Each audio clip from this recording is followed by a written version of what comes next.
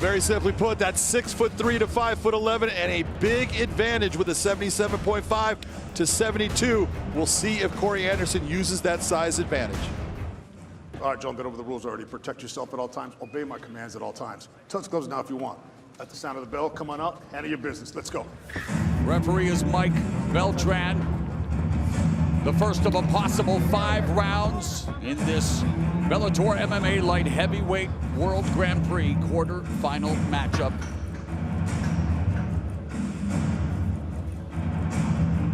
All right, gentlemen, first round. Ready to fight? Ready to fight? Handle, let's go. Bell, round 1. They are sporting the Grand Prix gloves. It's Anderson with the red tape, Yagshimuradov with the blue tape. These tournaments create a high level of continual challenges as the winners advance through the brackets. These MMA fighters, John, embrace this type of competition and validation of their abilities. It's the type of tournament that will indeed change your life. You're looking for those challenges, and you're looking for those targets. And the one thing that... Oh, lead right uppercut lands for Yagshimuradov. The one thing the tournament does, it gives you that target from the beginning. And Yagshimuradov targeted Anderson's face.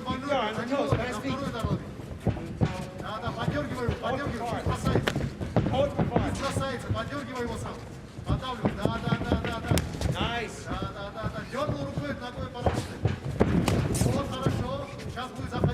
Calf kick to the lead leg of Anderson. Anderson trying to return the favor. Minute gone in the first round. Again, the winner of this fight will meet Ryan Bader, who was with us tonight here at the Mohegan Sun Arena. He's just 10 on 10, Corey. Nice touch by Corey Anderson, just working at getting the range. You get a guy like Yagshimuradov who moves so much in the fight, you have to be able to be nice and calm and just wait for those moments where that comes into your range and you fire. Anderson has split a pair of fights with UFC light heavyweight champion Jan Blachowicz, and now wanting to become a Bellator MMA champion for the first time, but needs to get past Yagshimuradov here in the quarterfinals. Winner will face Bader in the semifinals, and then of course in our main event tonight, Vadim Nemkov, newly minted as the 205-pound champion, defending the title for the first time against Phil Davis, looking to become the first ever Bellator MMA 2-time light heavyweight champion. That's a rematch. Anderson back to the center of the cage. There's that right hand that Yagshimuradov will throw so often and so violently. That's what Corey has to be careful of. That's why Ryan Bader was talking. You got to move to your right because you want to be able to take some of the power off of that shot and make it have even more distance. And Anderson running out of space, looking for that takedown, defended well by Yagshimuradov along the fence, midpoint of the first frame. This, as far as a tactic for Corey Anderson, is really smart because Corey does have a huge gas tank.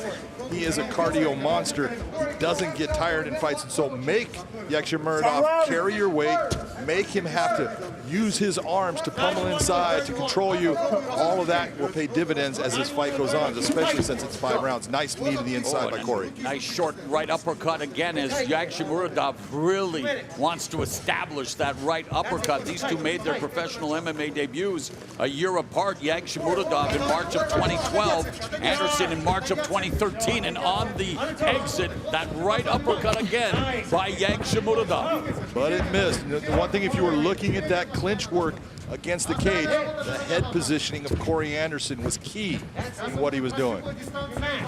And we've talked about the head games that Anderson plays with himself, John, believing in himself more. And now, of course, a father for the second time, knowing the opportunity that awaits him here in this tournament. He has all the tools to win it. Every fighter in this tournament had the tools to win it coming in. Absolutely. Nice counter strike by Corey. Dovlet going after that big right hand again. He needs to set that thing up.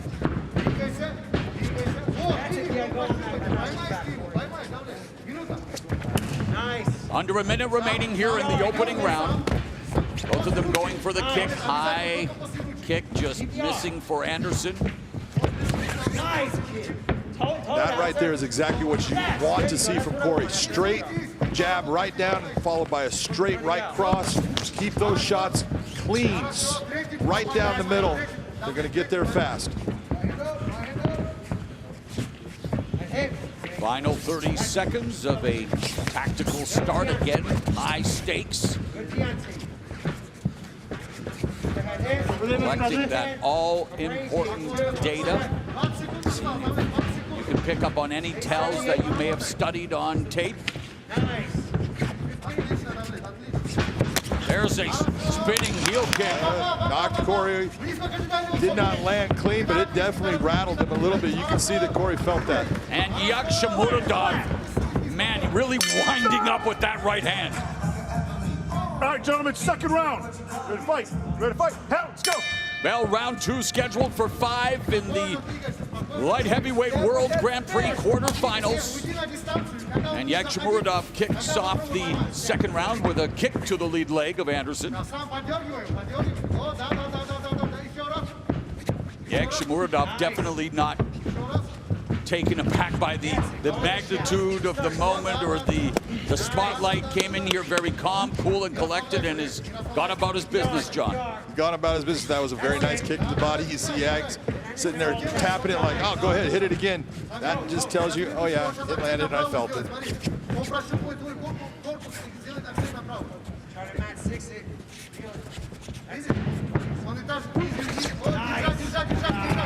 Anderson looking to secure the takedown. The unofficial scorecard belongs to Big John McCarthy. Gave the opening round to Anderson, who's looking for the takedown. Well defended by Yagshimuradov. Very well defended. The reason for that 10-9 to Anderson is he landed the bigger shots during the round. Even though Yagshimuradov had probably the biggest shot with that kick, it was the volume that Anderson was able to put on it.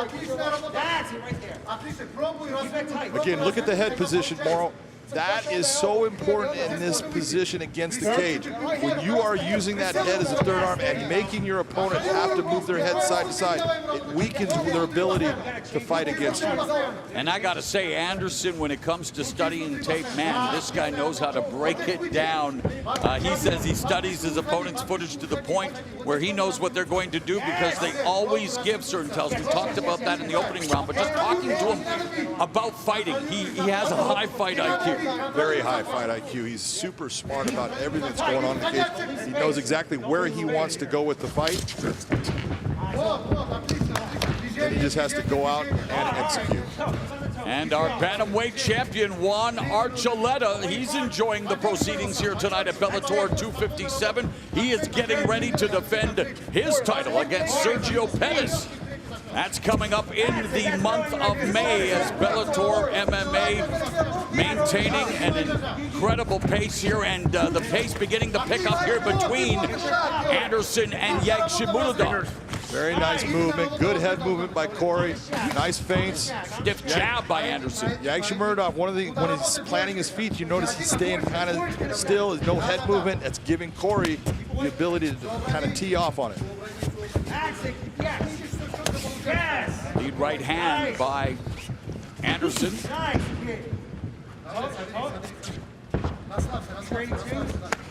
Oh. Behind the line, he's behind the line, he can go. I love how calm Yagshimuradov is. This is exactly the way he was.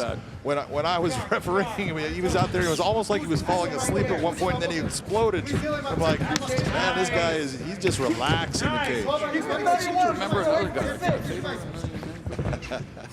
It always looked like he was just getting out of bed, and then boom. Him and Gegard. Yeah, getting down to business. Oh, what a right hand by Yagshimuradov. And his right hand as Anderson changes levels. But again, Yagshimuradov able to defend the takedown with the underhook as Anderson, wide base being employed by Yagshimuradov. He's digging that underhook. It's a nice job by Yagshimuradov to defend. Corey now switching to the single leg. He wants to run that pipe, turn him out. This is where these guys coming from places like Turkmenistan, Russia, they're so good in the wrestling game. They're very difficult to take down. Nice job by Corey Anderson to get the fight there.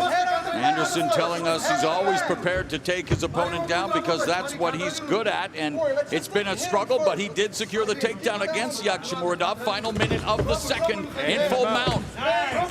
Ground and pound here, an opportunity for Anderson, as of course Yagshimuradov just keeping himself as close to Anderson's body as possible, trying to maybe force a stand-up. Really nice job by Corey, taking his leg, bringing it up. What he's doing is he's extending those arms. Since Yags is trying to pull him close, he just needs to start opening up, frame that head against it. Big shots with the elbows. Nasty elbow attack from Corey Anderson with the ground and pound, and again, Yagshimuradov trying to close the distance as Anderson just focusing on delivering as many punishing strikes as possible in order to try to get this fight stopped here in the second round, but there's only 10 seconds left. Anderson with another nasty elbow. Big shots. That's why you're seeing Yags starting to move right now. And Yagshimuradov surviving that storm of strikes in the final moments of the second round. All right, gentlemen, third round. Ready to fight. Ready to fight. Let's go. Bell goes to begin round 3 again. Corey Anderson with the red tape around his Grand Prix gloves, while Yagshimuradov making his first appearance in a Bellator MMA cage with the blue tape around his gloves, and Anderson bringing the fight to Yagshimuradov here in round 3. Corey really starting to open it up. Go back to those keys to victory when I said he needs to use the full arsenal of MMA tools that he has. That's what he's doing right now in the cage. Anderson changes levels again, looking for the takedown. And again, Yagshimuradov, well, trying to make it difficult for him. Not as difficult that time around, John. Beautiful job of sliding that leg out, hooking his leg behind it, and just pulling him down.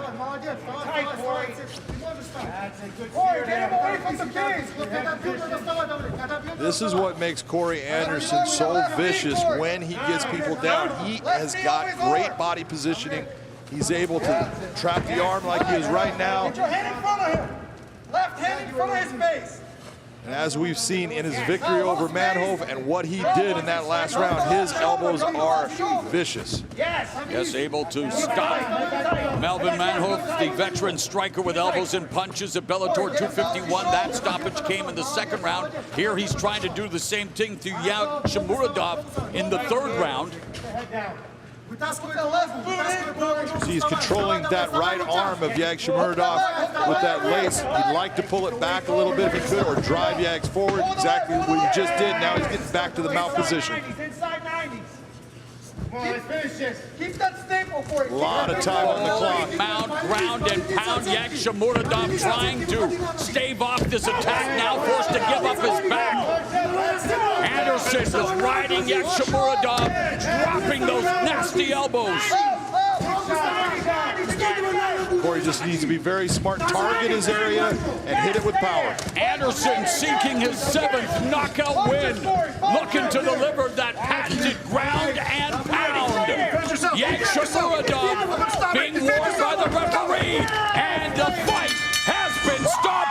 Corey Anderson advances to the semifinals against Ryan Bader. Ladies and gentlemen, the official time, 2 minutes, 15 seconds into round number 3 by TKO. He earns his place in the semifinals of the light heavyweight World Grand Prix. Corey Overtime Anderson. And our Big John McCarthy CJ Nina. going to enjoy a few words with a man of many words, Corey Anderson. With 2 checks. Corey Anderson, you put on a performance today, but I want to take you back to the first round with the spinning heel kick that he landed. You tried to block it, but it actually touched your neck. How hurt were you? I wasn't hurt, just knocked off balance. And it was like I said, I told coach I'm fine. It just when it hit me, it not rocked me, but just took me out of place where I was. So I had to get my feet, and he started blitzing.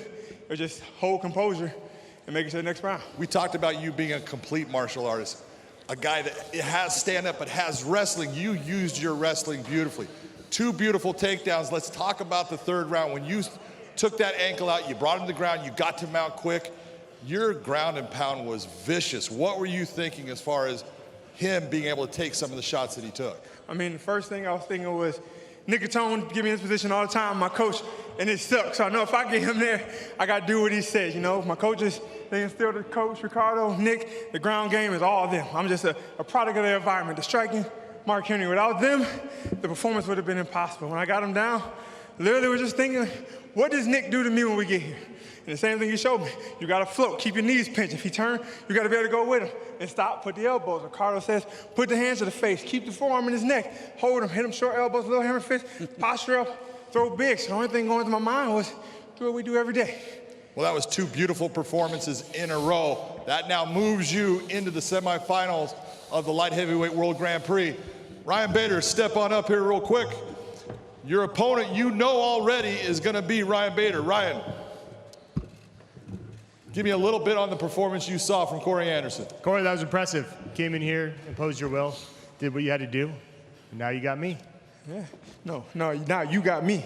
That's As the words of DC, one person in the group always knows. Love the eyes. Gentlemen, get together for that stare down.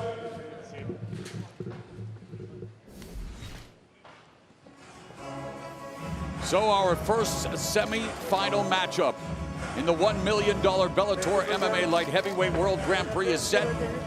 Corey Anderson will collide with Ryan Bader. Click below to subscribe and watch more MMA content.